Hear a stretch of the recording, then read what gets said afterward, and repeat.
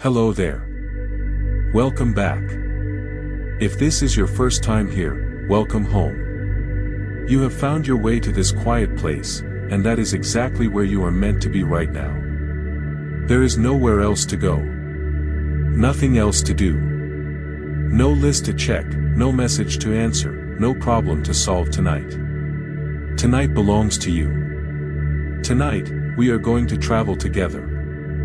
Not by plane or by car, not with any hurry or urgency, but slowly, gently, the way a leaf drifts down from a tree on a still autumn afternoon. We are going to travel across the most beautiful planet in the known universe. Our planet. This ancient, patient, breathing world we call Earth. Breathe in slowly, and breathe out. So wherever you are right now, let yourself settle. Feel the surface beneath you, the mattress, the pillow, the blanket. Feel how it holds you. Feel how you do not have to hold yourself up at all. The earth itself is doing that for you, as it has done every single night of your life, quietly and without fail. Let your shoulders drop. Let your jaw soften. Let your hands rest open, easy, without gripping anything. Breathe in, and breathe out.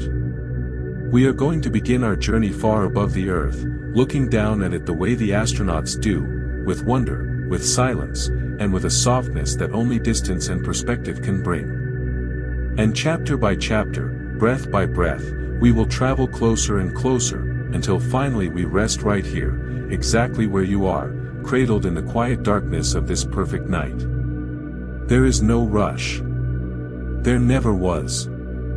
Let the story begin. Imagine, for a moment, that you are floating.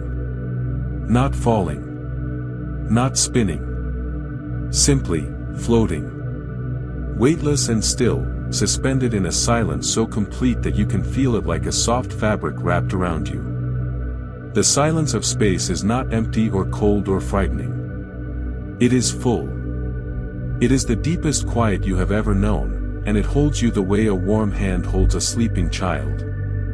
Breathe in slowly, breathe out. Below you, far below, at a distance that makes even mountains look like wrinkles in a blanket, floats the most beautiful thing you have ever seen. A sphere. A perfect, softly glowing, slowly turning sphere. Blue. Such a blue. Not the sharp blue of a summer sky at noon, but something softer, deeper, more ancient. The blue of something that has existed for 4.5 billion years. The blue of oceans so vast they wrap all the way around the world and still have room to breathe. The blue of an atmosphere so delicate, so gossamer thin when seen from space, that it glows like a halo of light around the edges of the planet, a thin, trembling ring of pale blue fire that says to the darkness, something lives here. Something remarkable lives here. Breathe in through your nose, slowly, and breathe out through your mouth, letting everything go. You float above it, and you watch it turn. So slowly. So gently. The Earth rotates at about 1,600 kilometers per hour at the equator, and yet from where you float in the stillness of space, it seems not to move at all.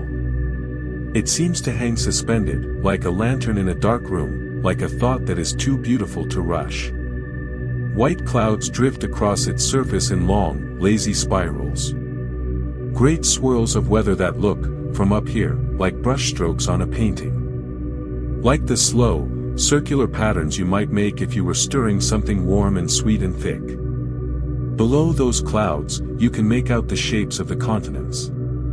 The warm tan and gold of the great deserts. The deep, ancient green of the rainforests along the equator, so green they seem almost to glow from within. The brilliant white of the ice caps at the top and bottom of the world, shining like the planet is wearing soft, white caps to keep warm. And everywhere, water. Breathe in, hold it just for a moment, breathe out. Water covers more than 70% of the surface of this world. From up here, the oceans are not restless or powerful or crashing. They are still. They are the deepest, most peaceful blue you have ever seen. The Pacific Ocean alone is so large it could hold all of Earth's land masses inside it and still have room left over. And yet from this height, it is simply a beautiful, calm, blue expanse, quietly reflecting the light of the sun, quietly breathing in and out with its tides. Breathing in and out. Just like you. Breathe in, feel your chest rise, breathe out, let it fall. The astronauts who have traveled to space, there have been fewer than 700 of them in all of human history, speak about something they call the overview effect. It is not a scientific term. It is a human one. It describes the feeling that overtakes a person the first time they see the Earth from the outside. A feeling that is very difficult to put into words, but that almost every astronaut describes in almost the same way. A sense of profound peace. A sense that the boundaries and borders and worries of life on the surface suddenly seem very small, and very temporary, and very manageable. A feeling of belonging. Not to one country or one city or one house, but to the whole shimmering sphere below. To every ocean and every forest and every desert and every mountain all at once. A feeling that everything, in this moment, is exactly as it should be. Breathe in slowly, breathe out slowly. You float there above it, and you feel it too. The Earth does not know borders. It does not know rushing or hurrying or to-do lists. It does not know deadlines. It knows only turning. Slowly turning. It knows only the patient pull of the sun, the gentle tug of the moon, the ancient rhythm of its own rotation. Day into night. Night into day. Over and over, for billions of years, without interruption and without complaint. Slowly turning. Always turning. Breathe in, and breathe out. From up here, you can see the curve of the horizon, that gentle arc that tells you the Earth is round, that tells you are living on a sphere traveling through the cosmos at nearly 30 kilometers per second around the sun. And yet nothing about this moment feels fast. Nothing about this moment feels urgent. The Earth moves through space the way a sleeping person breathes, with a deep, unconscious, unhurried rhythm that has been going on so long it no longer requires any effort at all. It simply is. It simply breathes. It simply turns. Breathe in, hold for just a moment, breathe out completely. Look at the night side of the Earth from up here, that hemisphere now turned away from the sun and wrapped in darkness. It is not black. It is not empty. It glitters. From every city and every town and every village, small points of light cluster together like galaxies, like the reflections of stars brought down to the surface of the world. The coastal cities glow brightest, edging the continents in threads of golden light like the trim on an ancient garment. And there, do you see it? The dark patches between the lights. The great forests. The wide plains. The open deserts. The vast unpopulated spaces where the Earth is still dark at night, still wearing its ancient darkness the way it has for millions of years before electricity was ever imagined. Those dark spaces breathe. They are full of life that sleeps and wakes and moves and rests, guided by the same darkness that is settling over you right now. Breathe in, slowly, breathe out, slowly. The sunlit side of the planet is beginning to glow at the edges. Somewhere, dawn is coming. But here, on your side of the world, the darkness is soft and complete and kind. The stars above you, those ancient, burning, impossibly distant suns, are reflected in the oceans below, as though the sky and the sea are mirrors facing each other, and you are floating in the space between them, held gently between two infinite skies. You are small up here. Beautifully, peacefully small. And somehow that smallness feels not frightening, but like the softest relief you have ever known. Because if you are this small, then your worries are smaller still. And the Earth below you is this large. This patient. This old. this full of life and water and breath and turning. And it has been here for 4.5 billion years. And it will be here tomorrow. Breathe in, feel that peace, breathe out, let it spread through you. So let yourself float here, just for a little while longer.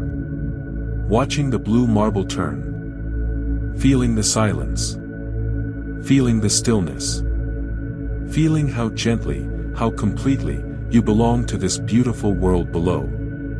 Slowly turning. Always turning. Perfectly still. Begin to drift closer now. Not with any rush. Just the way a cloud descends slowly from the peaks of mountains into the valleys below. Slowly. Gently. Drifting down toward the glowing surface of the world. As you drift closer, you begin to pass through something remarkable.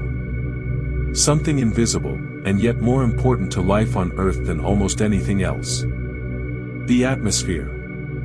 Breathe in slowly, this is the air that has kept your world alive for billions of years, breathe out. The atmosphere is the thin, delicate shell of air that surrounds our planet. From space, it is almost nothing, a wisp, a veil, a breath of mist around the surface of a great blue sphere. If the Earth were the size of an apple, the atmosphere would be thinner than the apple's skin. And yet within that impossibly thin layer lives every bird that has ever flown, every cloud that has ever formed, every breath that every living thing has ever taken. Every breath you have ever taken. Every breath you are taking right now.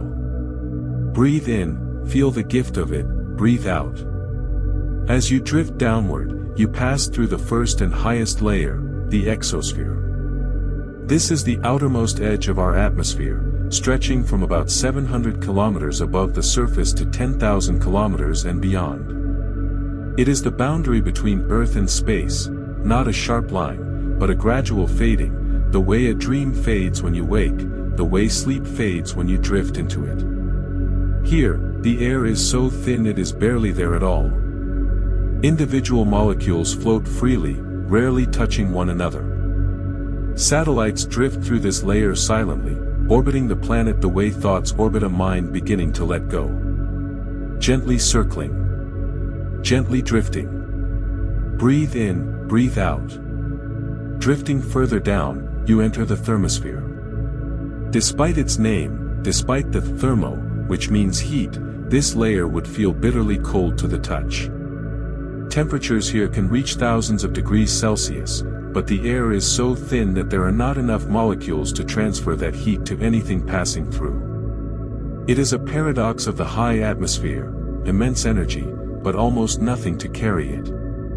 This is the layer where the aurora lives. The northern lights. The southern lights.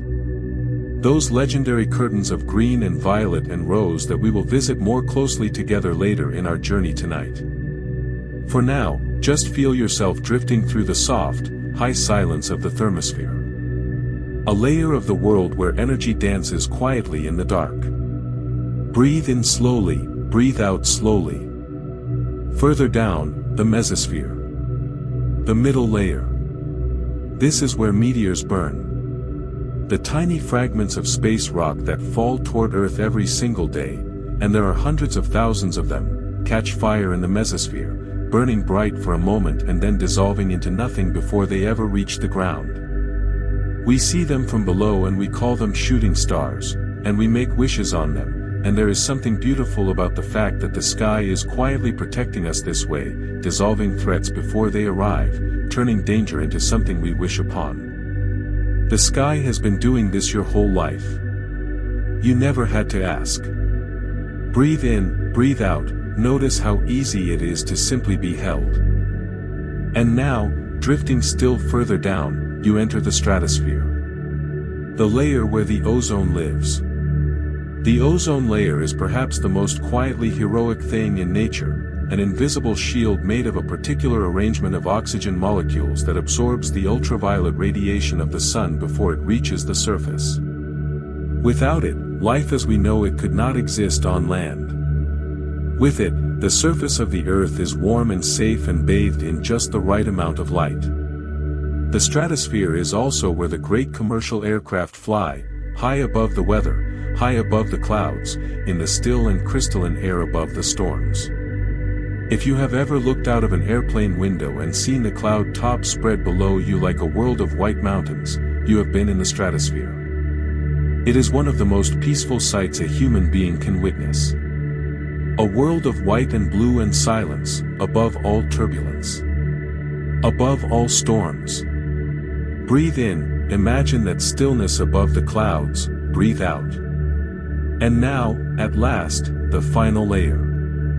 The troposphere. The layer we live in. The layer that begins at the surface and reaches only about 12 kilometers high, thinner, proportionally, than the skin of that apple. This is where all of our weather happens. Where clouds form and rain falls and wind moves across the plains. Where every breath of every living creature takes place. This is the layer of life. And as you drift down into it, something changes. The air thickens slightly. It warms. And at the very bottom of it, just where the atmosphere meets the surface of the earth, the air is doing something very gentle right now. Right now, in the nighttime hours, the air is cool and still and soft. The temperature has dropped since sunset. The daytime breezes have quieted. The atmosphere above you is a blanket, a real, physical blanket, in the most scientific sense, trapping the warmth that the earth collected during the day and releasing it slowly, gently, through the night. Keeping the surface from becoming too cold.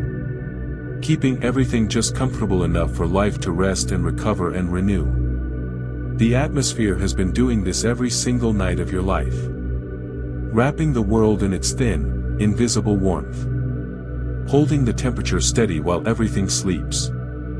Breathe in, feel the air in your lungs, this ancient air, this patient atmosphere, breathe out slowly. And as the sunlight fades on your side of the earth each evening, the atmosphere does something almost unbearably beautiful.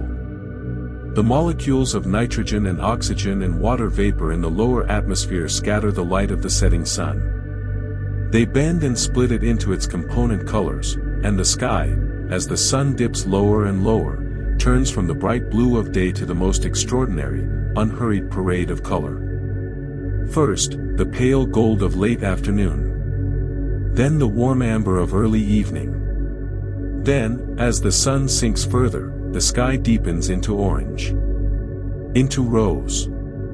Into a soft, burning coral that spreads across the whole western horizon like something gently on fire. And then the lavender. That extraordinary, brief, perfect lavender that appears for just a few minutes between the last of the sunset and the first of the true dark. Soft purple and dusty pink and the palest blue-gray, all blended together the way watercolors blend when you wet the paper first.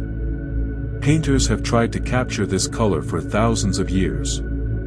They have never quite managed it. Because the lavender of the evening sky is not a color at all, really. It is a feeling. It is the feeling of the day letting go. It is the atmosphere saying, the light is almost gone now. It is safe to rest. It is time. Breathe in, let that color fill you, breathe out, let the day go with it. And then, behind the lavender, the deep blue of true night comes rolling in from the east. The blue deepens. The stars begin to appear. First one, then three, then dozens, then too many to count. And the atmosphere, that thin and faithful blanket, settles around the earth for the night. Holding it gently. Keeping it just warm enough. Just safe enough. Just perfect.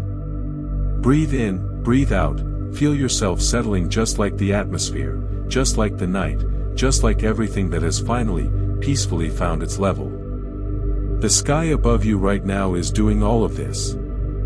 This very moment, as you lie here and breathe, the atmosphere is at work, absorbing the cold of space, filtering the radiation of the stars, holding in just enough warmth to make tonight comfortable.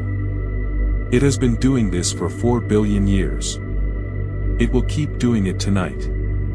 You don't have to think about it. You don't have to do a single thing. Just breathe. Breathe in, slowly, breathe out, completely. Just rest beneath this soft, ancient, faithful blanket of air. Come lower now. Come all the way down, through the cool, still night air, until you find yourself at the edge of a forest. Not a wild or frightening forest. A gentle one.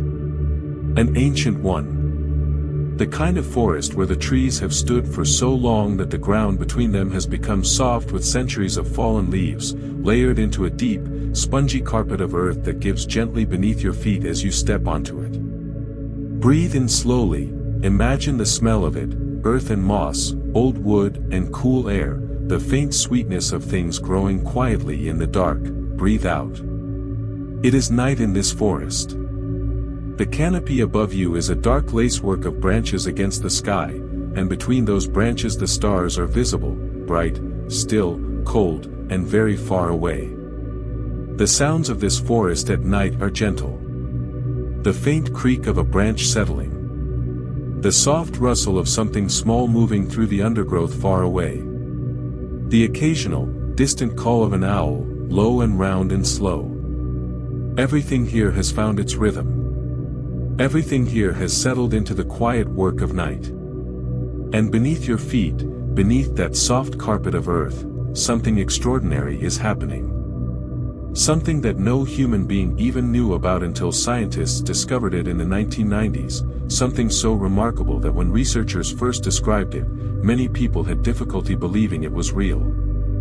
The trees are talking to each other. Breathe in slowly, breathe out. Not with words. Not with sounds. Not with anything we could hear if we pressed our ears to the bark of these great, still trunks. They communicate through something quieter than sound, more patient than language.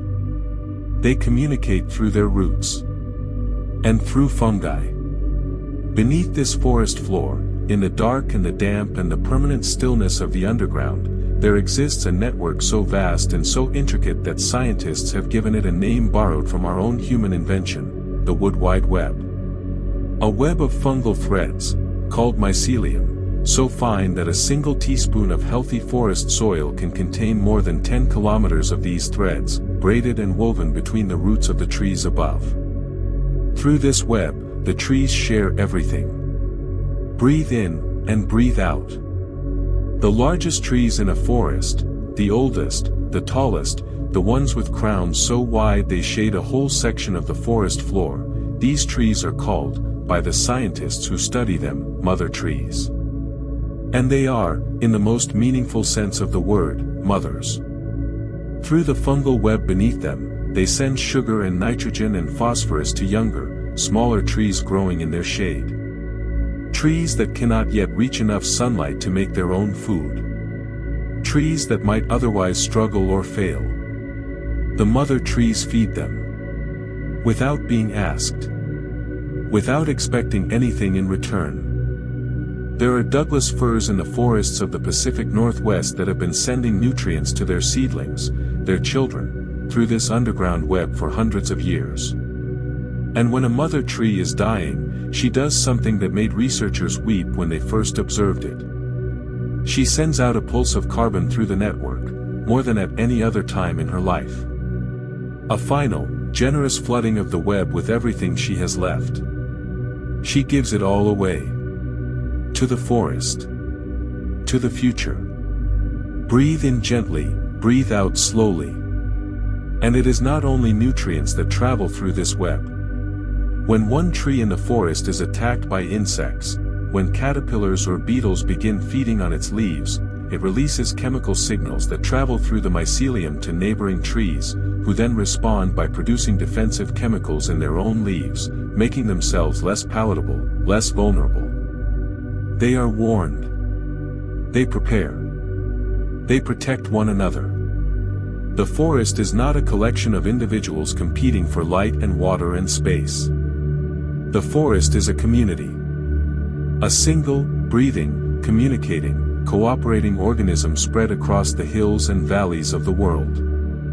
Breathe in, Feel the ease of belonging to something larger than yourself. Breathe out. Stand still in this night forest for a moment, and feel it. Beneath your feet, the web hums silently. The great trees around you breathe slowly, taking in carbon dioxide and releasing oxygen through their leaves. Even now in the darkness, even now in the nighttime quiet, their biology continuing its patient work. The bark of these trees is thick and deeply furrowed, and if you rested your hand against one, you would feel something that is almost like warmth. Old trees retain heat differently than young ones. Their massive trunks absorb the warmth of the day and release it slowly through the night, and if you leaned against one now, it would feel, just slightly, like leaning against something alive. Which, of course, you would be. Breathe in, breathe out, notice how your breathing is slowing, deepening, how your body is beginning to remember what rest feels like. Above you, the leaves, even in autumn, even in the sparse winter canopy, have not fully let go. Some trees are evergreen and hold their needles through every season, soft and dark against the night sky. In summer, a full canopy is so complete that standing beneath it during a light rain, you might not feel a single drop, the leaves catching and collecting the rain, channeling it down the branches to the trunk, delivering it all the way to the roots below. Even rain is shared here. Even water is directed gently where it is needed most.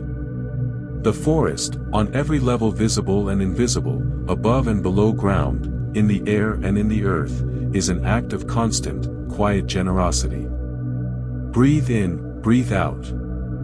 The mosses on the forest floor deserve a moment of your attention too. They are among the oldest land plants on Earth, having colonized the terrestrial world more than 450 million years ago. They grow slowly, so slowly you could watch them for an entire afternoon and see no movement at all, but given time, they cover everything. The fallen logs become soft green mattresses. The exposed roots of the great trees become cushioned with emerald. The rocks along the stream banks become softened with a living, breathing upholstery that is cool to the touch and faintly fragrant with something clean and ancient. To lie down on deep forest moss would be, many people say, the closest thing to perfect rest that nature offers. The softness of it is extraordinary. The way it gives and yet holds. The way it is neither cold nor warm, but perfectly in between. Breathe in slowly, imagine that softness beneath you, breathe out, let yourself sink into it. The trees around you have been here longer than any human structure. Some of the great redwoods of California are more than 2,000 years old. Some of the olive trees of the Mediterranean have been growing for 3,000 years, their trunks twisted into beautiful spirals by centuries of slow growth. The yew trees of the English countryside reach back 4,000 and 5,000 years, trees that were already ancient when the first human empires were young. They have stood through ice ages and droughts and fires and floods. They have outlasted civilizations. And every night, quietly, patiently, without hurry and without fear, they have done exactly what they are doing right now. They have simply stood. And breathed. Breathe in slowly, like a tree breathing in the night air, breathe out slowly, like a tree releasing oxygen gently into the dark. The forest is quiet around you now. The mycelium hums beneath your feet. The mother trees stand in their patient circles. The moss is soft and cool and welcoming. The stars above the canopy are still. And the forest breathes, as it has always breathed, in its slow and ancient way. In. And out. In. And out. Leave the forest quietly now. Step gently through the trees at the forest's edge, where the land begins to change. Where the soil becomes sandier and the trees become shorter and more wind-shaped. Where the smell of the air changes, slowly, unmistakably, into something salt-touched and wide and ancient. The ocean is ahead. Breathe in, notice that scent in your imagination, salt and sea and open, unbounded air, breathe out.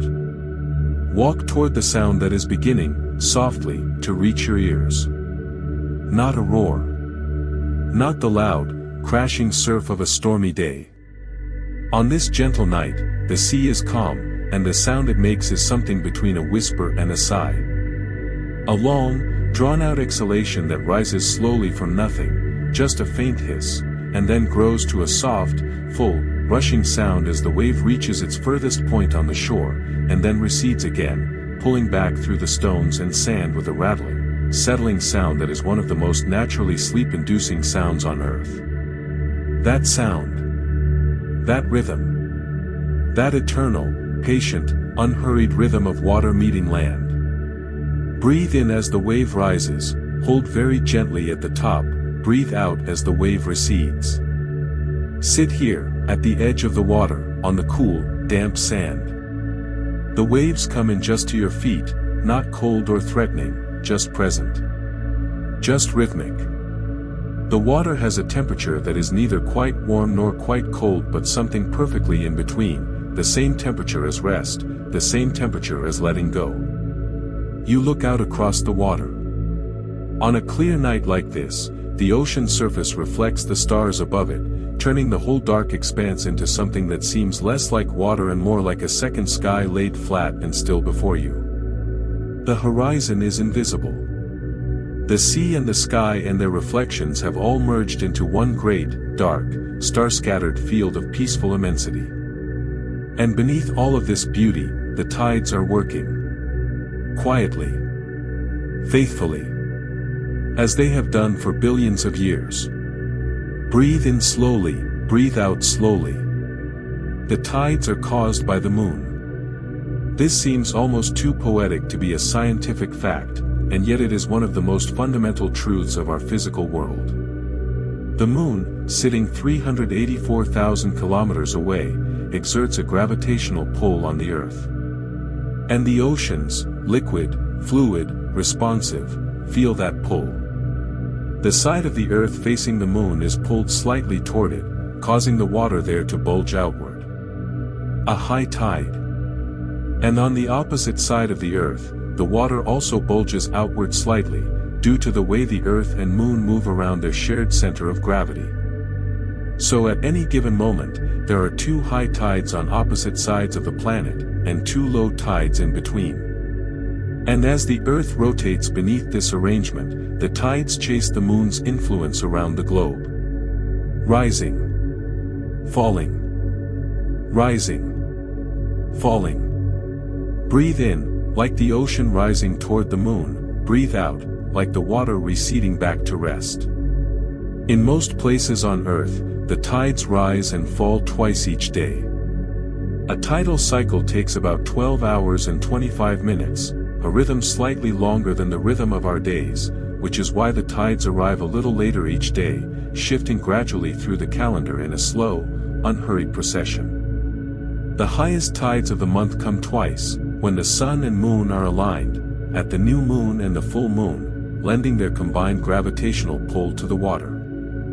These are called spring tides. Not spring as in the season, but spring as in the old word for, to leap, because the water leaps a little higher during these times, reaching further up the shore, retreating a little further back. And then, when the sun and moon are at right angles to the earth, during the quarter moons, their pulls partially cancel each other out, and the tides become smaller, gentler, barely noticeable.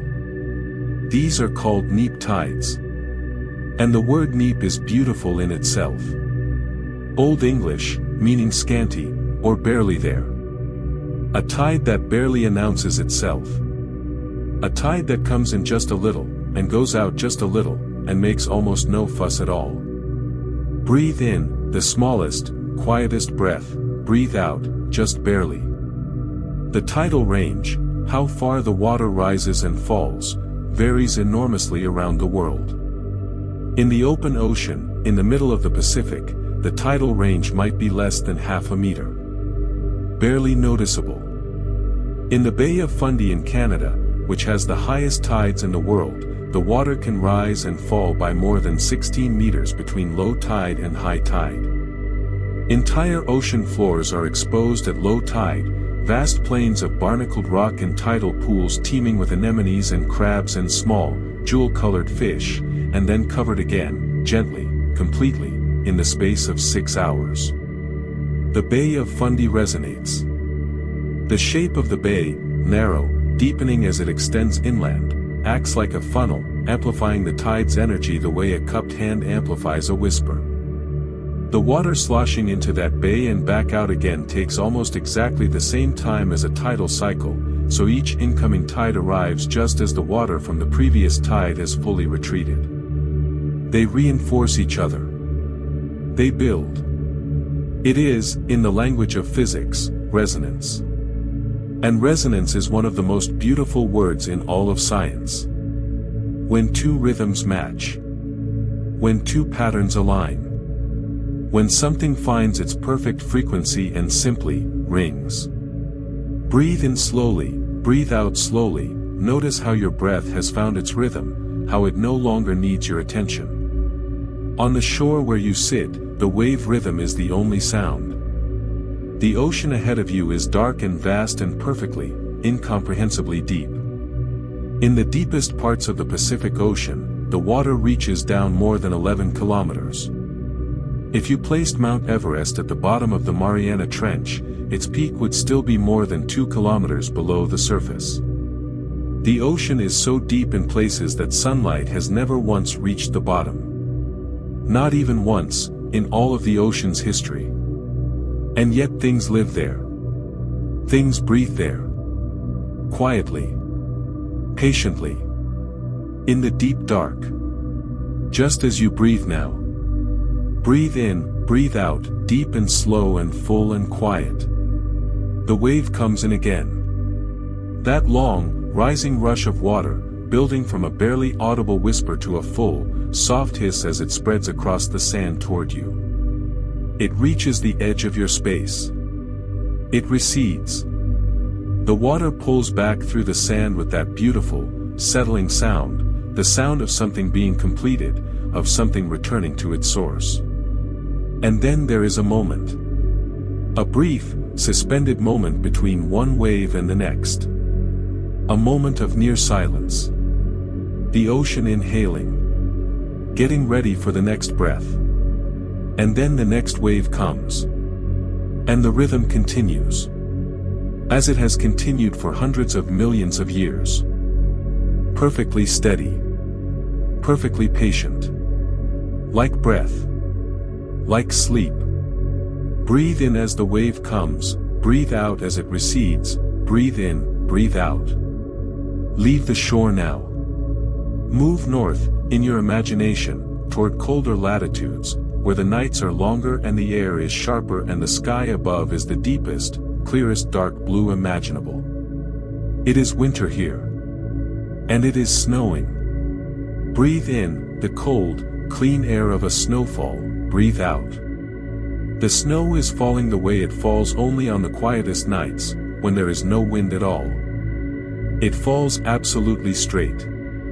Not drifting, not swirling, not driven sideways by a gust.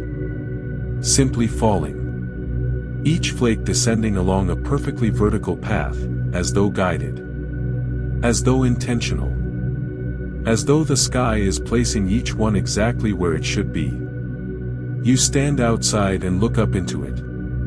This is one of the most extraordinary things a human being can do, to stand in falling snow and look up into the sky and watch the flakes coming. They fall toward you from a sky that seems to go on forever, and they fall so slowly, and there are so many of them, and they come from such an immense height, that the effect is almost hallucinatory. The world seems to be moving, but you are still. Or perhaps you are moving gently upward, rising, floating, carried by the updraft of your own imagination into that dark and snowy sky. Breathe in slowly, breathe out, let yourself feel that drifting lightness. Each snowflake begins as a single water molecule that has evaporated from the ocean or a lake or a puddle somewhere warm, perhaps from the very ocean you were sitting beside just a few moments ago. That molecule rises in water vapor, carried upward on the warmth of the sun-heated surface, climbing through the troposphere until it reaches air cold enough to condense around a tiny particle of dust or pollen or sea salt. It becomes a droplet first. Then, if the temperature is cold enough, below 0 degrees Celsius, it begins to freeze. And as it freezes, the water molecules arrange themselves into the only shape their chemistry allows.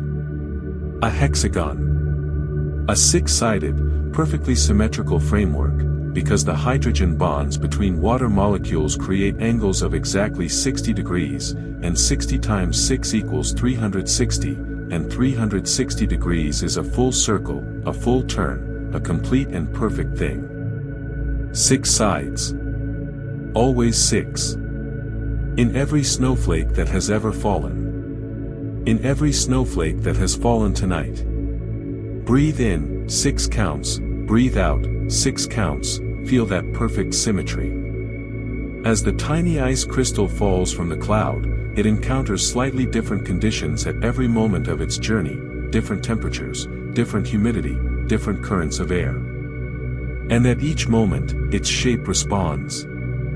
Branches grow from the 6 points of the hexagon. Side branches grow from those branches. Details develop on those details. And because the flake tumbles very slightly as it falls, all 6 branches experience the same conditions at the same time, and so all 6 branches grow identically. The same. But not copied. Simultaneously created.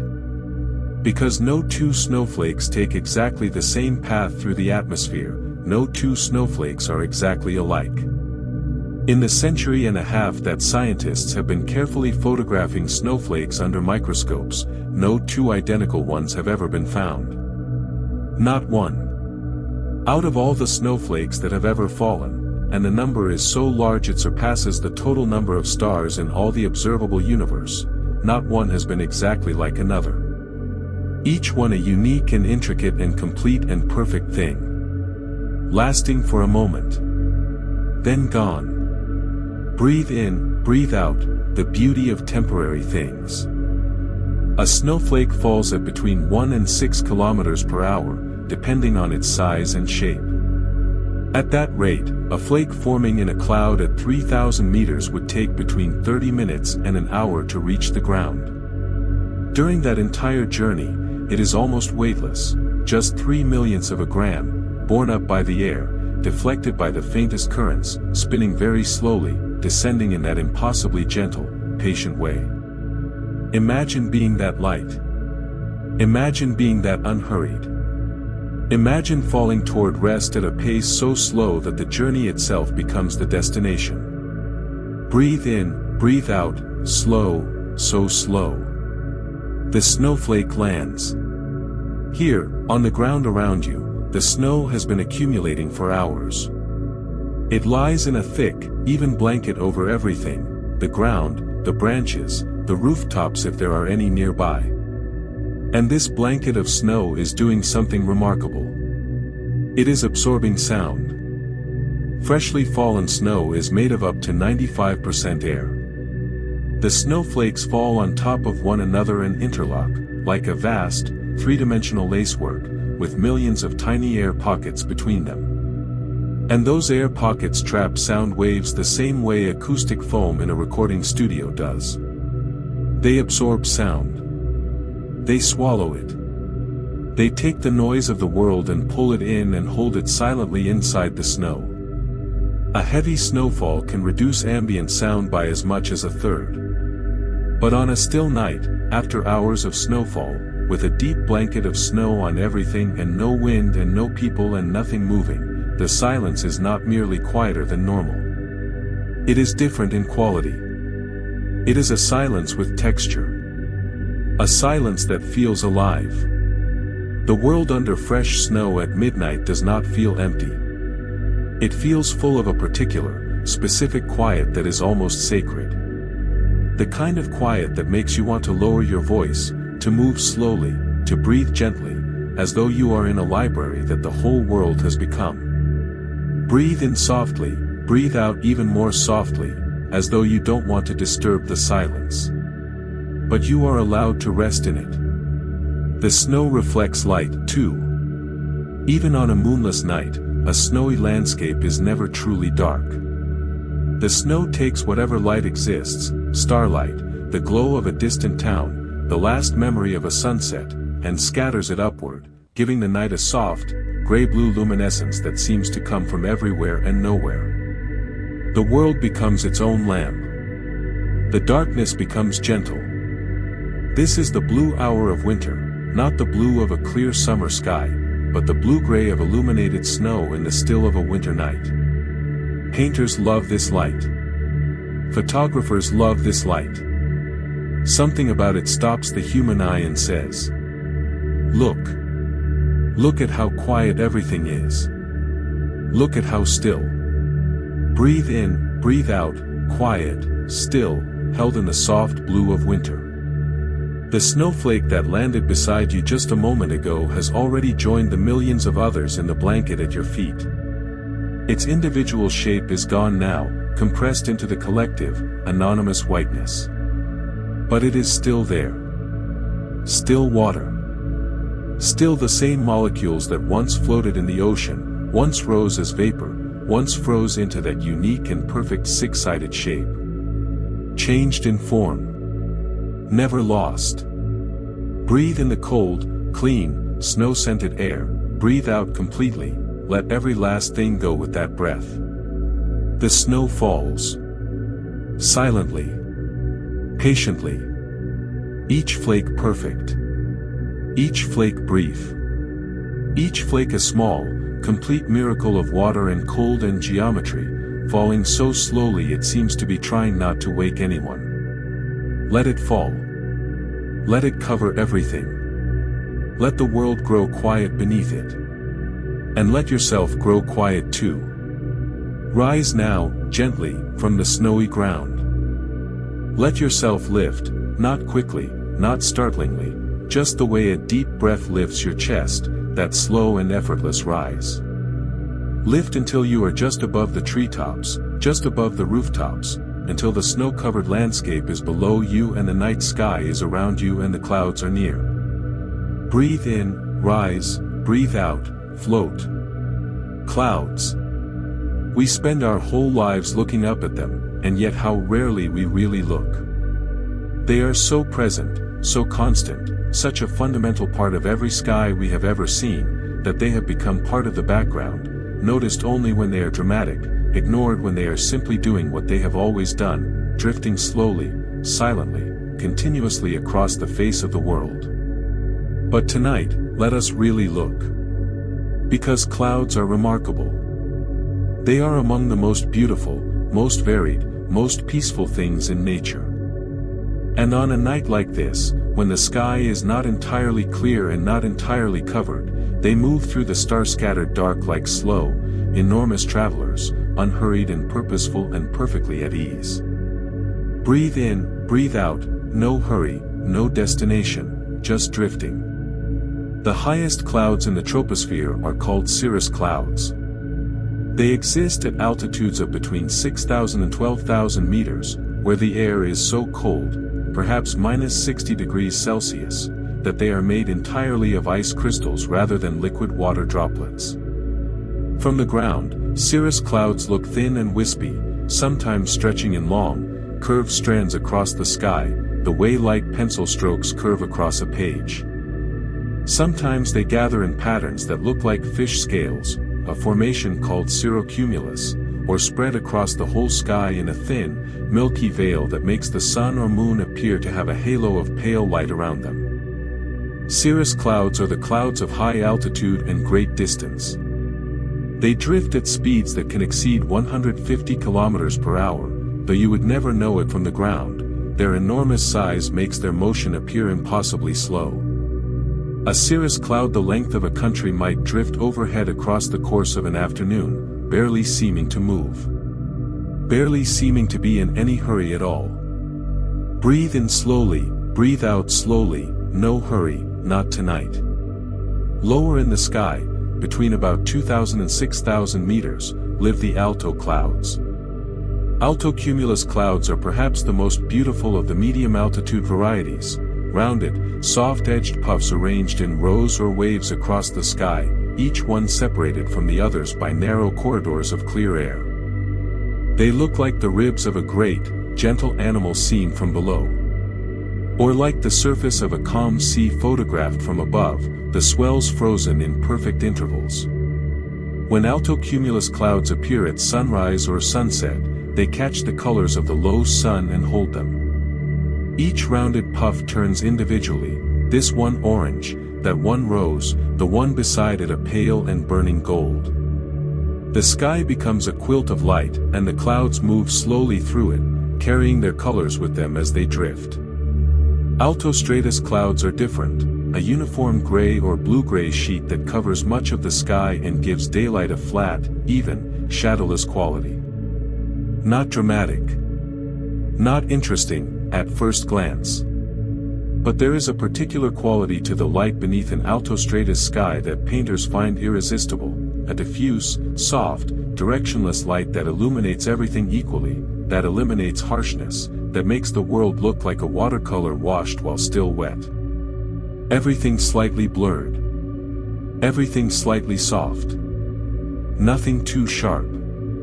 Nothing too harsh. Breathe in, breathe out, let your mind become slightly blurred and soft too, nothing too sharp tonight. The lowest clouds, stratus clouds, sometimes settle so low they become fog, drifting along the ground itself, filling valleys and river basins with a cool, white stillness. On certain mornings in autumn, if you stand on a hillside above a river valley, you can look down into a sea of white fog with only the tallest trees and the hilltops visible above it, and the effect is like looking across an ocean at sunrise, everything white and soft below, everything bright and clear above. Fog is a cloud that has come to rest. A cloud that descended all the way from the sky to the earth and lay down among the hills and hollows. A cloud that decided to stop drifting for a while. Breathe in, breathe out, and rest, the way fog rests, the way clouds rest when they descend and simply lie still. And then there are cumulus clouds. The clouds of a fair summer day. White and fat and rounded, with flat bottoms and billowing, cauliflower tops, drifting across a blue sky the way ships drift across a calm sea, purposefully but without urgency, carrying their cargo of water vapor from one place to another, casting their slow, gentle shadows across the fields below. Cumulus clouds are the clouds children draw. The clouds poets describe. The clouds that make you want to lie on your back in a meadow and find faces and animals in their shapes. That one looks like a sleeping bear. That one, a wide-winged bird. That one, a mountain range seen from a great distance. They drift and change and dissolve at their edges and reform, continuously, without breaking the spell of their overall shape. A cumulus cloud is always in motion, always changing, and yet always recognizably itself. The way a person, over a lifetime, is always changing. And always themselves. Breathe in, breathe out. Clouds carry water from the ocean to the land. They are the great redistributors of the planet's water, lifting moisture from the warm tropical seas and carrying it, sometimes thousands of kilometers, before releasing it as rain or snow over forests and mountains and plains. Without clouds, the continents would be deserts. Without clouds, the rivers would run dry. Without clouds, the forests we visited earlier would have no rain to drink. Everything is connected. The ocean breathes up. The clouds carry the breath inland. The rain falls. The rivers run. The sea is fed again. A cycle that has been running, continuously, for billions of years. A cycle that is running right now. Tonight. While you rest. Breathe in slowly, breathe out completely, feel yourself part of the cycle, part of the great continuous breathing of the world. Tonight's clouds, whatever shape they take above you, are moving. Drifting eastward, most likely, carried by the prevailing winds of whatever latitude you inhabit. They move above you in the dark, invisible perhaps, known only by the stars they occasionally cover and then reveal again, by the slight dimming of the moonlight when a cloud passes across it.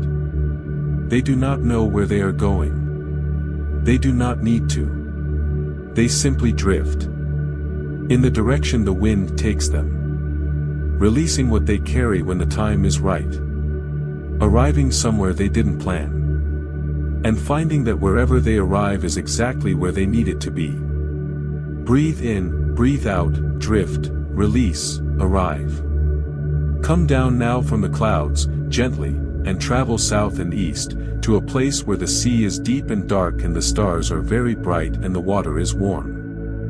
You are above the open ocean. The great, middle of everything ocean. And tonight, you are going to go beneath it. Not into the shallow, sunlit coastal waters. Not into the coral reef. Into the open, deep ocean. Into the part of the sea that receives no sunlight at all. Into what oceanographers call, with quiet poetry, the midnight zone. Breathe in slowly, breathe out, imagine the water cool and gentle around you, carrying you deeper. The midnight zone begins at about 1,000 meters below the surface and extends to 4,000 meters. This is permanent darkness. The sun has never reached here, not a single photon, not even a dim and scattered remnant of daylight. It is the deepest dark that exists on the surface of our planet. It is darker than any room you have ever been in. Darker than any night you have ever experienced above ground. And yet, it is not empty. It is not silent. It is not without beauty. Because in the midnight zone, something extraordinary has happened. Life, that relentless, inventive, stubborn force that refuses to be stopped by darkness or pressure or cold, has discovered how to make its own light. Breathe in slowly, breathe out. Bioluminescence. The production of light by living organisms through a chemical reaction. And in the deep ocean, it is not rare. It is not exceptional. Biologists estimate that in the deep sea, somewhere between 76 and 90% of living organisms produce light. The midnight zone is not dark at all, if you are the right kind of creature with the right kind of eyes. It is a universe of soft, cold, living fire. Imagine descending now into that darkness. The pressure increasing around you, almost imperceptibly at first. The light from the surface fading, first blue, then a pale gray blue, then a deeper, murkier blue, then nothing. You are in the dark. And then, as your eyes adjust to something they were never quite designed to see, you begin to notice it. First just one, a faint, steady blue-green glow that moves slowly through the water ahead of you. A comb jelly, Barocucumus, a creature without bones or brain or heart, a transparent bag of water with iridescent cilia that run in rows down its body, catching and scattering what little light there is, creating a moving rainbow that ripples down its sides as it pulses through the water. Then another. And another. Breathe in, breathe out, let your eyes drift through this soft, cold, living darkness. The anglerfish hangs in the water column, almost motionless. It is not a beautiful creature, by the standards of things that live in sunlight. It has a wide mouth and long, curving teeth and a body designed for efficiency rather than elegance. But on its forehead, dangling from a modified spine, is a light. A small, steady, blue-white light, produced by colonies of bioluminescent bacteria living in the fleshy lure. The light pulses very slightly, hypnotically, in the absolute dark. Fish approach it. They cannot help themselves. In a world of complete darkness, light means something. Light means food, or safety, or companionship. And so they move toward it, gently, curiously, drawn through the dark by the only visible thing in their world. It is the oldest trap in the deep ocean. And the most beautiful. Breathe in, breathe out, you are safe in this darkness, cradled by it, not trapped. On the surface of the water, far above you, something extraordinary happens on warm, plankton-rich nights. Dinoflagellates, single-celled algae that float in their billions in the surface layers of tropical and subtropical seas, produce flashes of blue light when they are disturbed. A wave cresting and breaking creates a flash. A fish swimming through the surface water leaves a glowing trail. A hand stirred through the water leaves blue-white sparks swirling behind it. On certain beaches in the world, in the Maldives, in Puerto Rico, in Tasmania, in certain isolated bays where the conditions are exactly right, the breaking waves glow electric blue at night. The whole shore is lit with it. Each wave is a flash of cold blue fire. The footprints of someone walking in the wet sand glow briefly and then fade. The ocean, glowing. The waves, lit from within. The world, briefly, impossibly, magically full of soft blue light. Breathe in slowly, breathe out slowly, imagine that soft blue light, warm and cold at once, gentle as water, quiet as the deep. Deep below, in the midnight zone, a different light show plays out in slow motion. Siphonophores, colonial organisms, technically related to jellyfish, but something far stranger, drift in long, translucent chains through the dark.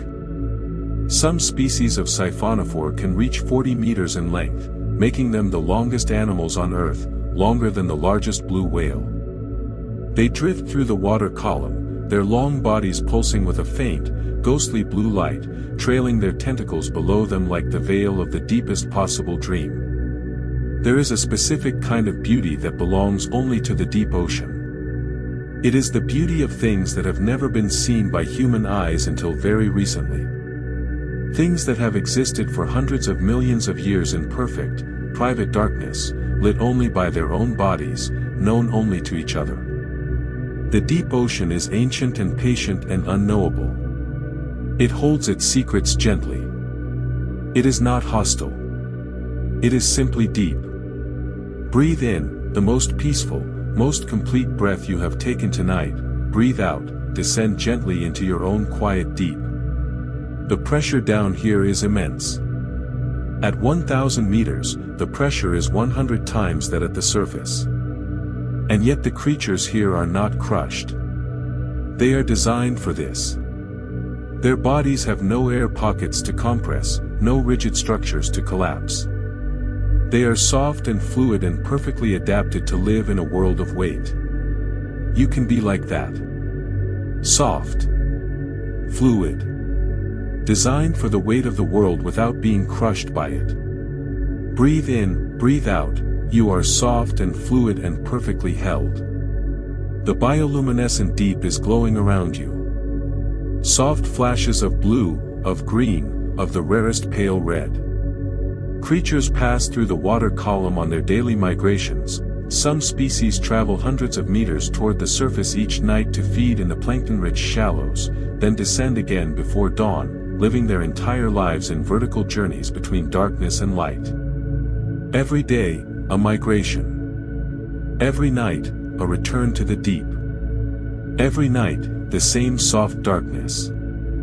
Every night, the same cold, familiar, glowing dark. The midnight zone is not a place of fear. It is a place of deep, ancient rest. Where everything glows softly.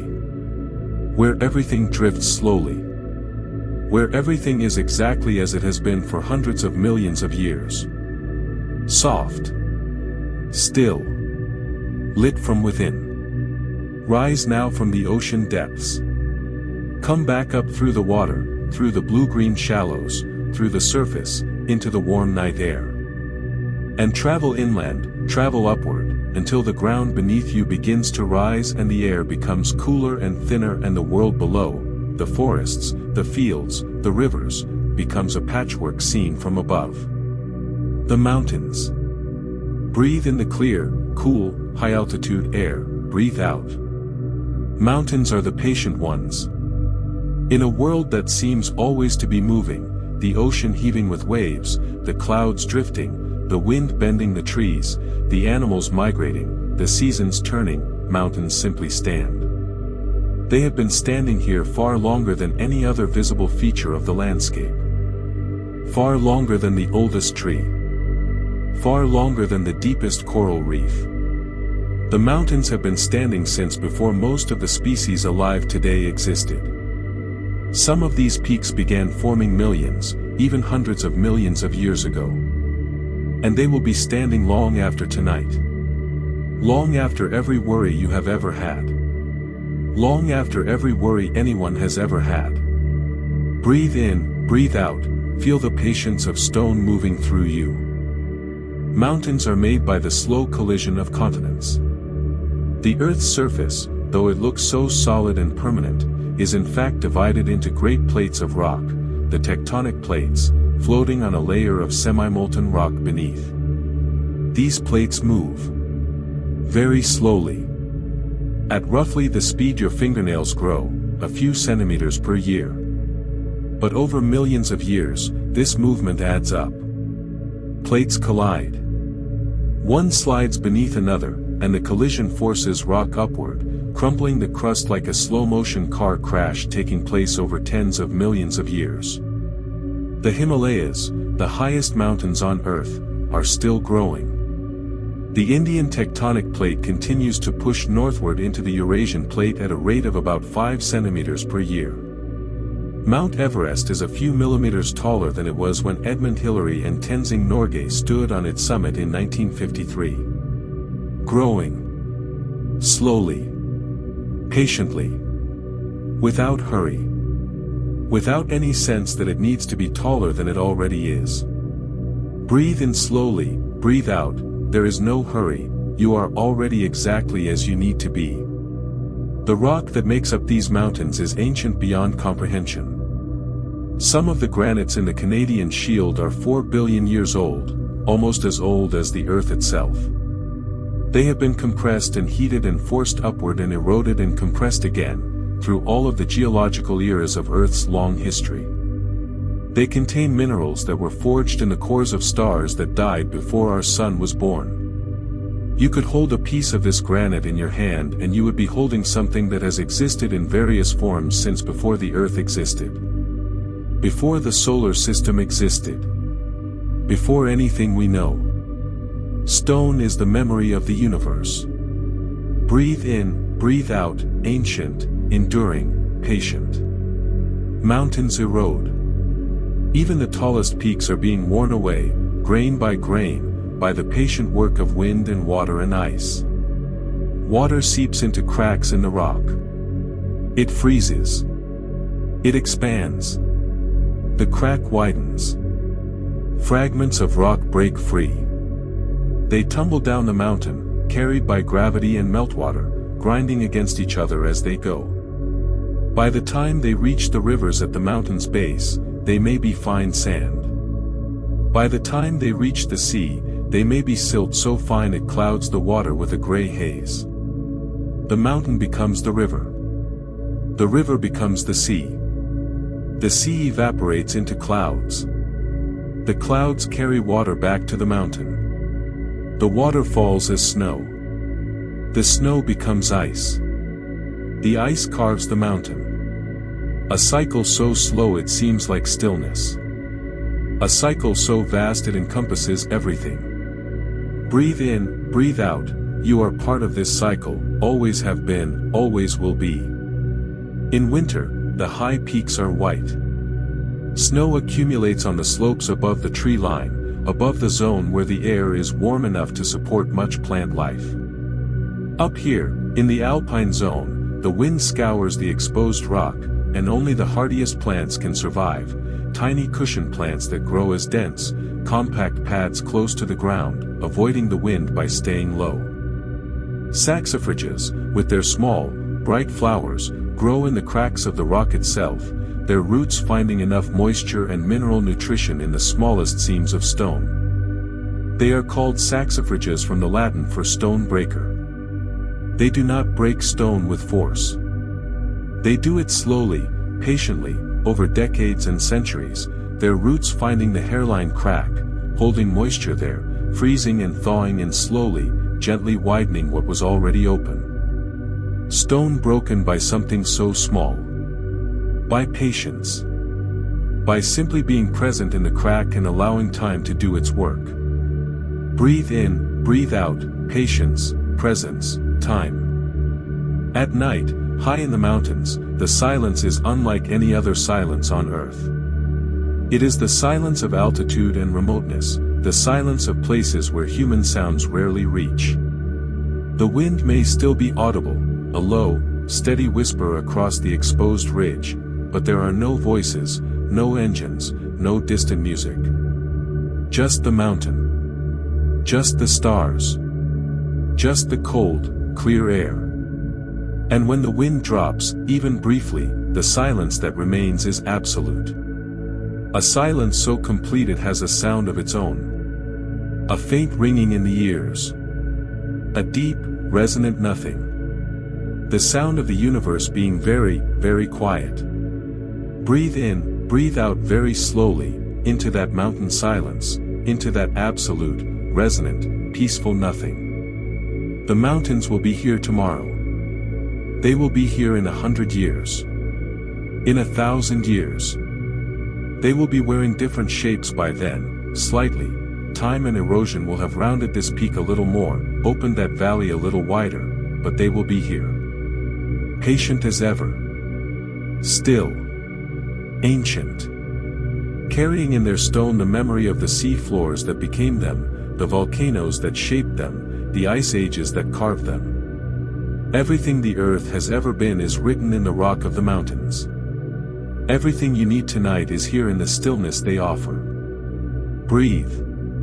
And rest. And let the mountains hold you in their ancient, patient quiet. Breathe in, breathe out, solid, grounded, still as stone. The mountain air shifts. Something is changing in the atmosphere above you. The temperature drops just slightly. The air grows heavy with moisture, the way air does before rain. Clouds that were high and thin have thickened and lowered, their bases now close to the tree line. They are gray and full and patient. And then it begins. Softly. The first drops falling one by one, each one large and round and distinct, striking the broad leaves of the trees with individual sounds, a soft, clean tap, and then another, and another, before the rain becomes continuous and the individual sounds merge into one steady, all-encompassing sound. The sound of rain on leaves. Breathe in slowly, breathe out, and listen, in your imagination, to that sound. There is no more peaceful sound in the natural world. Rain on leaves. Rain on water. Rain on earth. Each surface gives the rain a different voice. On broad tropical leaves, it is a rich, full patter, each drop a clear, round sound, resonant and satisfying. On the surface of a pond, it is a complex, overlapping pattern of rings and ticks and splashes that never quite settles into a steady rhythm, always slightly varied, always slightly surprising, like a jazz musician playing something that sounds improvised but is in fact deeply practiced. On dry earth, the first drops make a soft, dull thud, absorbed immediately, leaving a dark spot on the dust that spreads for a moment then is gone. And then comes the smell. Breathe in, slowly, as though you are actually smelling it, breathe out. Petrichor. One of the most beloved words in the English language, and certainly one of the most beautiful smells in nature. Petrichor is the scent released when rain falls on dry earth after a period without rain. It was identified and named in 1964 by two Australian scientists, Isabel Baer and R.G. Thomas, who tracked it to two sources. The first, plant oils. During dry periods, plants release oils that are absorbed into the soil and the surface of rocks. When rain falls, these oils are released into the air. The second, geosmin. A compound produced by bacteria in the soil, specifically actinobacteria, as they process organic matter. When raindrops strike the ground, they trap tiny bubbles of air in the soil, and when those bubbles burst, they carry geosmin upward in tiny aerosols that we inhale. Geosmin. The smell of earth after rain. The smell of soil and life and the patient chemistry of decomposition and renewal.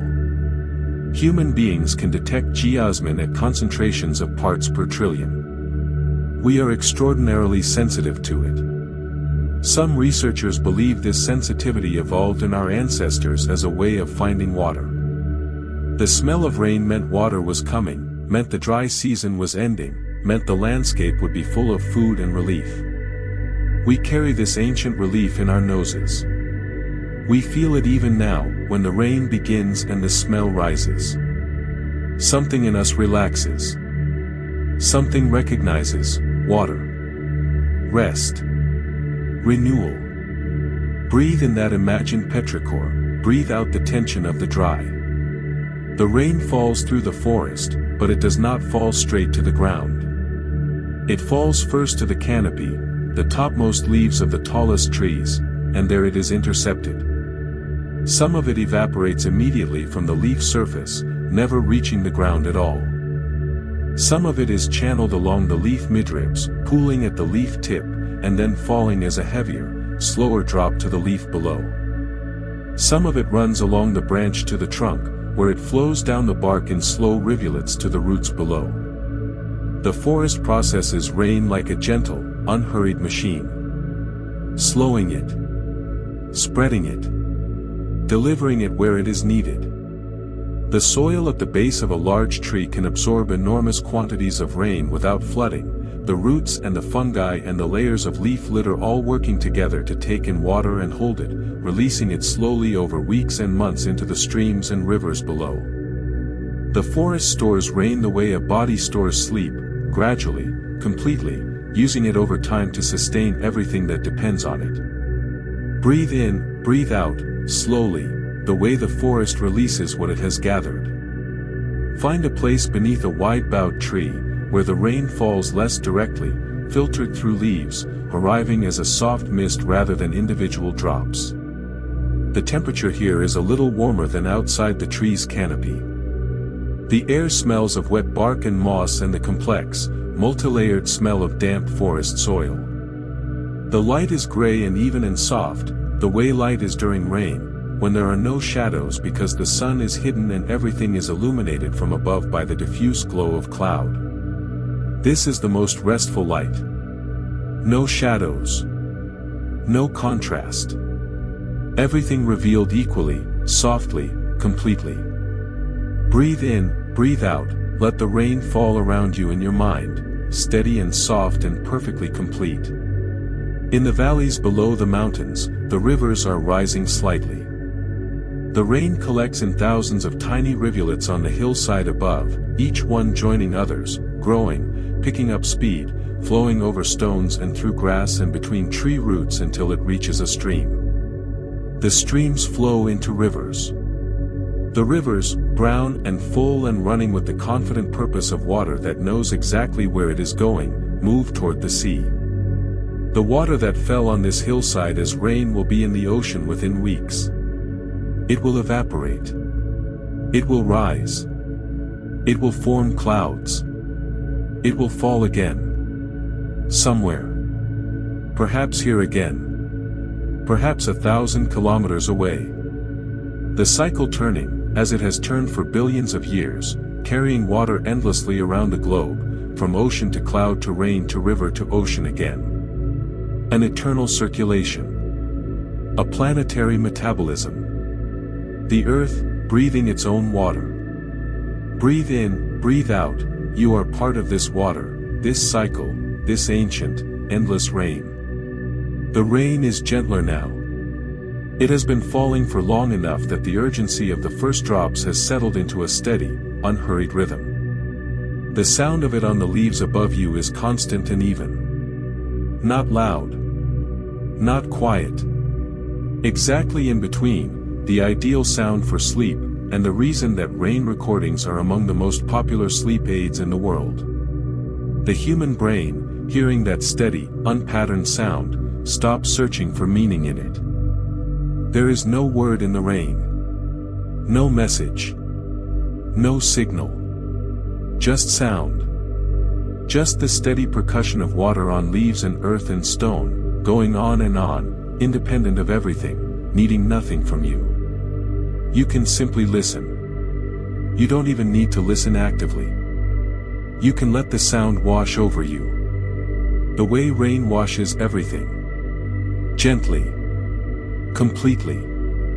Leaving everything clean. Breathe in, breathe out, listen to your own internal rain, the quiet sound of your own breathing, steady, unhurried, complete.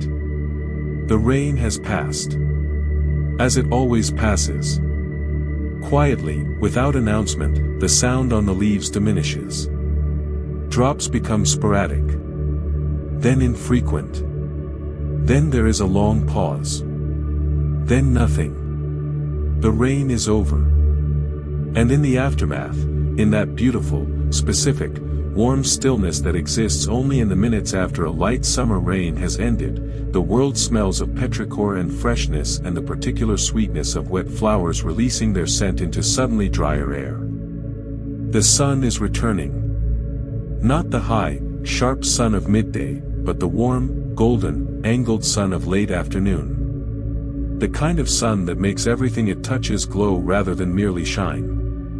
The kind of sun that seems to have a temperature as well as a color, warm amber light that you can almost feel on your skin, even through a window, even in imagination. Breathe in the warm, flower-scented, rain-freshened air, breathe out. You are in a meadow. A real meadow. Not a lawn or a park or a managed field, but an ancient meadow, the kind that has been meadow for centuries, never plowed, never planted with a single crop. A meadow where the grass is not uniform but varied, tall in places, short in others, with areas where wildflowers have spread in soft, unpatterned drifts. Oxeye daisies with their white petals and yellow centers. Knapweed in deep purple. Meadow buttercups in pale gold. Wild clover in pink and white, so numerous in patches that the ground appears to be carpeted in small, round, fragrant cushions. The rain has washed each petal clean. Each flower is wet and bright and more vividly colored than it was before. And everything is beginning to stir again. Because the pollinators are returning. Breathe in slowly, breathe out. The bumblebee lands on the clover head nearest you. Watch it for a moment. It is large for a bee, almost impossibly round and soft-looking, its body covered in dense, golden-brown fur that is still slightly damp from the rain. It clings to the top of the clover with all 6 legs, and its wings, which were folded along its back while it waited out the rain under a leaf, begin to beat. Not the rapid, frantic beating of a bee in flight, but a slower, gentler vibration that serves a completely different purpose. Buzz pollination. Sonication. The bumblebee grabs onto the flower with its legs and vibrates its flight muscles at a specific frequency, about 400 times per second, and this vibration shakes the pollen loose from the flower's anthers.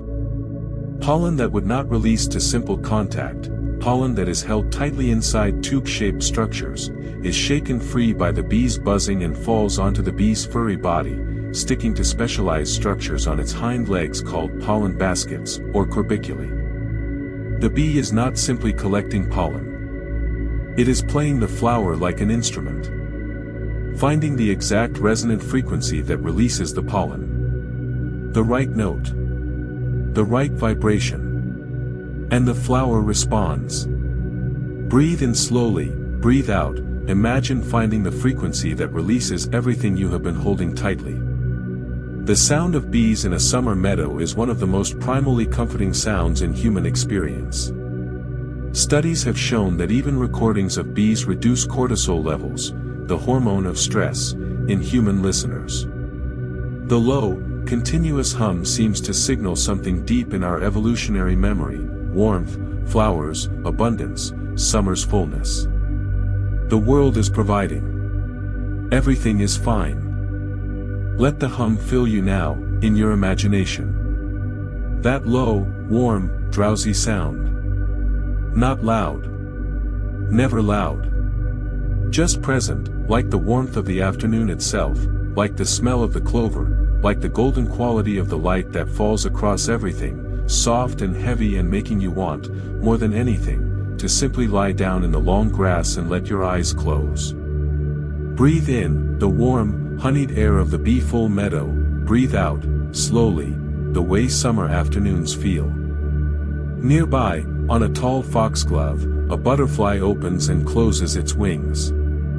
Slowly. In the irregular, dreamlike rhythm that butterfly wings have, not beating steadily like a bird, but opening to expose their color to the sun, then closing, then opening again, as though the butterfly is making a decision each time. Shall I show my colors? Shall I hide them? Open. Close. Open. Close. The wings of this butterfly are a deep orange-red with black borders and white spots near the tips, a painted lady, one of the most widely distributed butterfly species on Earth, found on every continent except Antarctica and Australia. This individual may have flown here from hundreds of kilometers away, guided by the sun and by a magnetic sense that allows it to navigate even on cloudy days. And now it rests on the foxglove. In the warm, rain-freshened afternoon. Opening and closing its wings. In no hurry. Going nowhere. Simply being warm and still and alive. Breathe in, breathe out, be warm and still and alive. The meadow is full of movement, but none of it is urgent. A hoverfly hovers, absolutely motionless in the air, suspended as if by invisible threads, then darts sideways, stops, hovers again. A small copper butterfly moves quickly from one flower to another, its wings the color of fresh coins, too busy in the afternoon warmth to stop for long. A beetle, iridescent green as a jewel, climbs slowly up a grass stem, reaches the top, sits there for a moment as though looking around, and then flies away with a sound like a tiny motor starting. Everything in this meadow is doing its work. Quietly. Without fuss. Without complaint. The bees collecting pollen and nectar, fertilizing flowers as they go. The butterflies sipping and moving and carrying pollen from one plant to another. The beetles aerating the soil with their tunneling, breaking down plant matter, returning nutrients to the earth. The meadow is a community, as the forest is a community. Everything supporting everything else.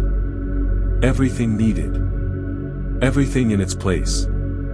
Breathe in, breathe out, you too are in your place, you too are needed, everything is as it should be.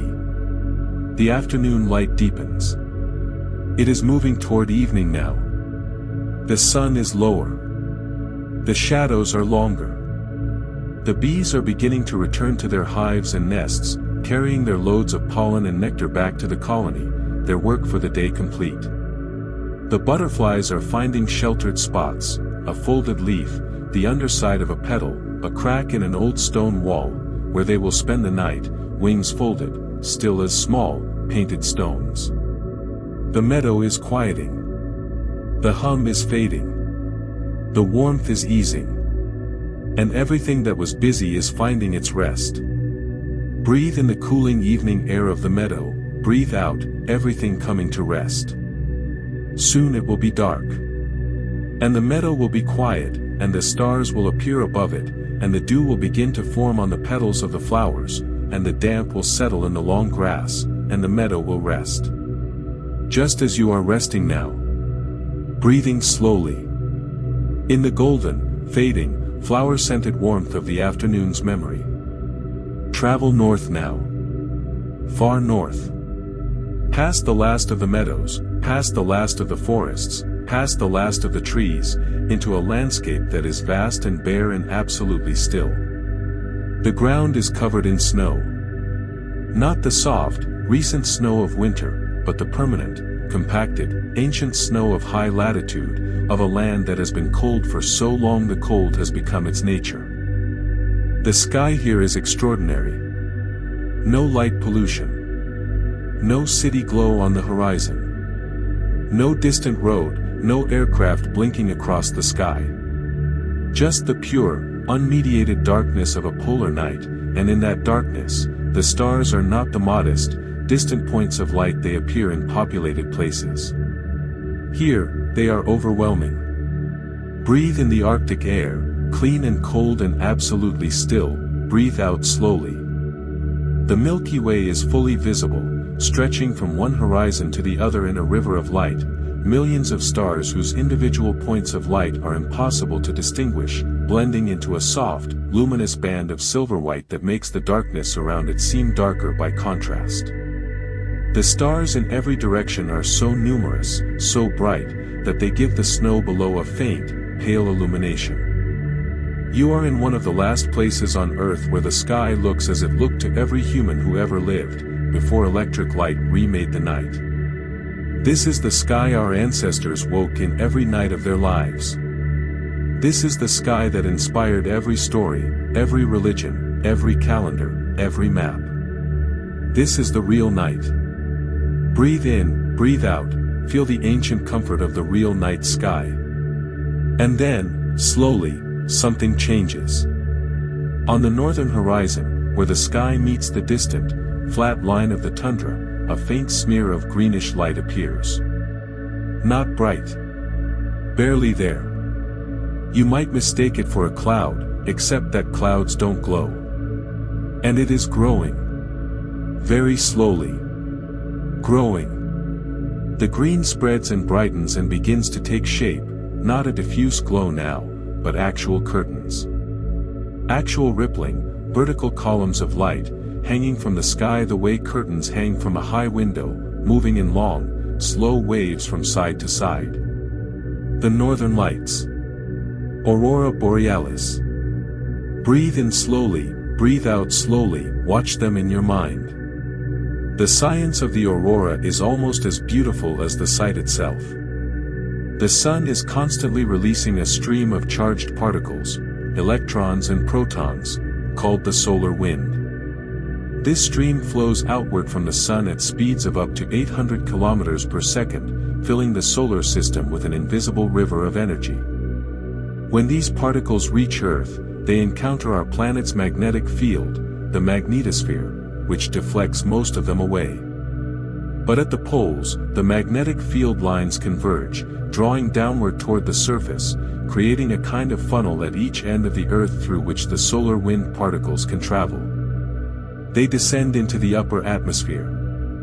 And there, at altitudes of 100 to 300 kilometers, they collide with the molecules of oxygen and nitrogen in the thermosphere. These collisions excite the gas molecules, causing their electrons to jump to higher energy levels.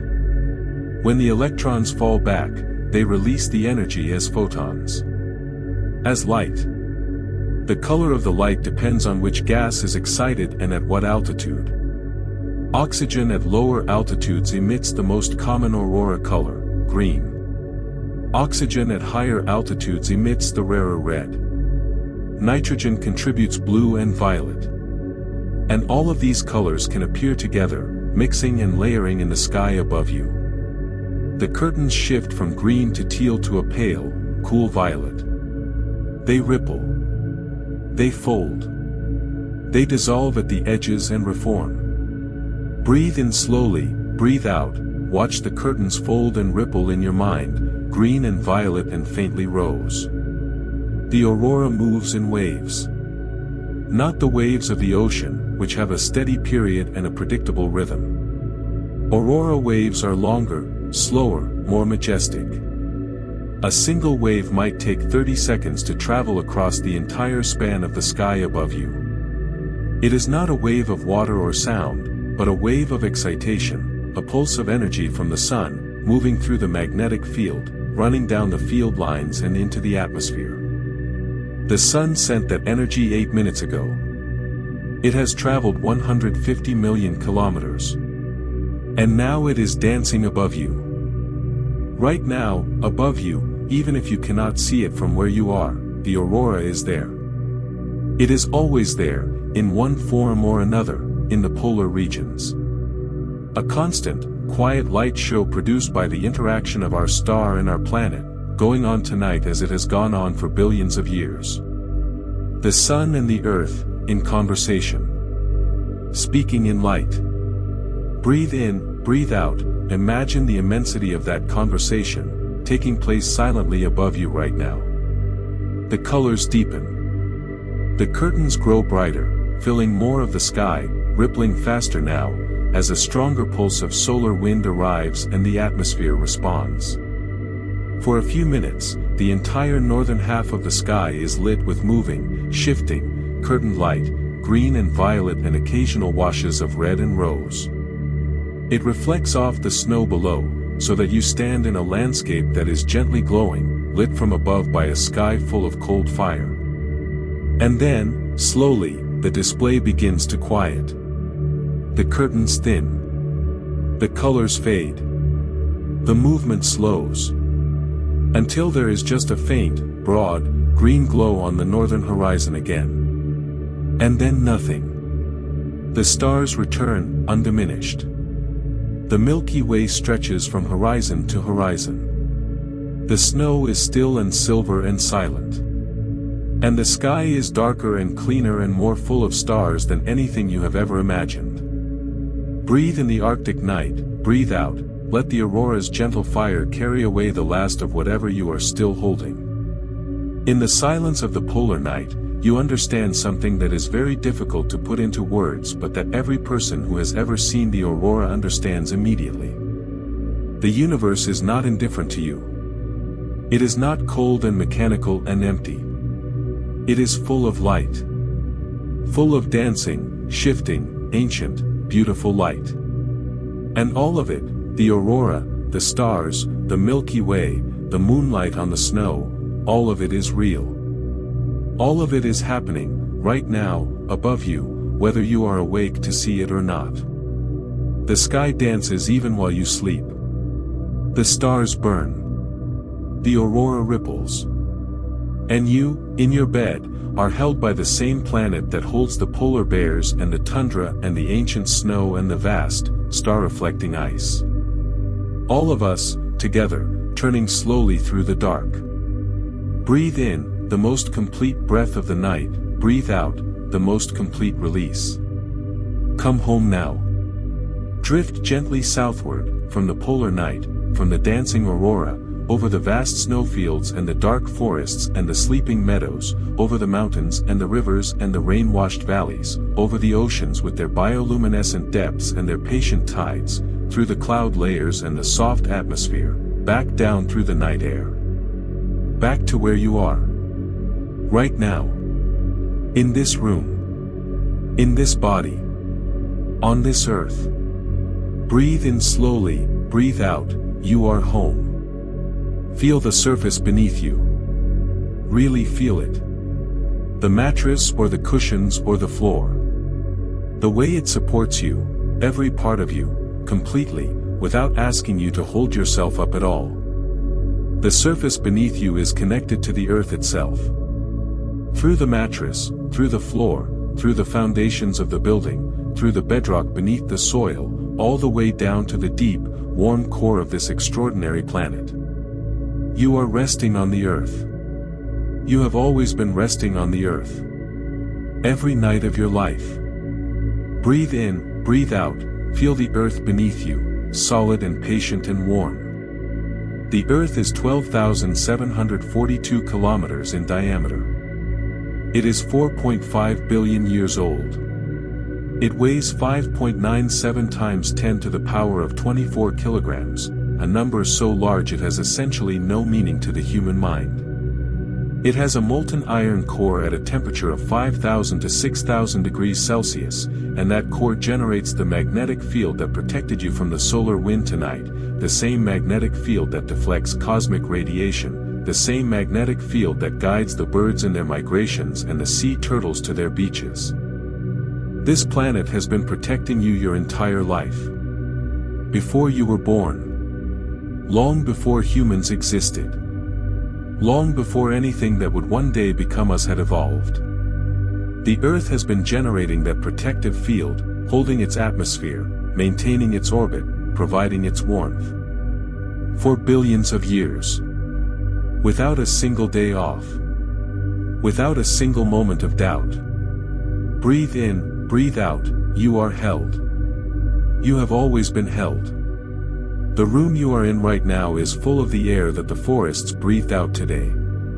The oxygen in this room, the oxygen entering your lungs with each breath, was produced by photosynthesis.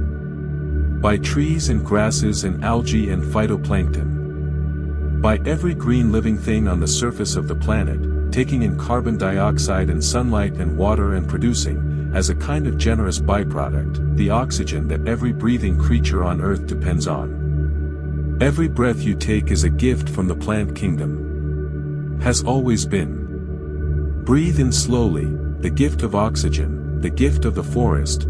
Breathe out, return carbon dioxide to the cycle, give back what you don't need. The water in your body, the 60% of you that is water, was once in the ocean. Was once in a cloud. Was once falling as rain on a forest much like the one we visited tonight. Was once coursing through a river, being absorbed by the roots of a tree, evaporating from the surface of a leaf. Your water has been everywhere the water on Earth has been. It carries within it a kind of planetary memory. You are, in the most literal possible sense, made of this planet. Not visiting it. Not living on top of it. Made of it. Part of it. The same atoms. The same water. The same ancient elements. Breathe in, feel that belonging, breathe out, the deepest, most complete exhale. And the atoms in your body, the calcium in your bones, the iron in your blood, the carbon in every cell, were forged in the cores of stars. Stars that were born and lived and died billions of years before the Earth was formed. When those stars ended their lives in massive explosions, supernovae, they scattered their atoms across the galaxy.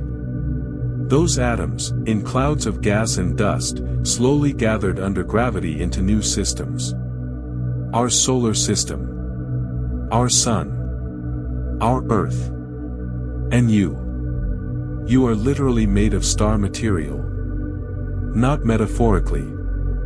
Not poetically. Chemically, physically, actually. The iron in your blood was formed in the nuclear furnace of a star that lived and died before our sun was born. When you breathe, when your heart beats, when you move through the world, you are moving stellar material through the cosmos. You are what stars become, given enough time and the right conditions. You are what the universe looks like when it turns inward and asks, what am I made of?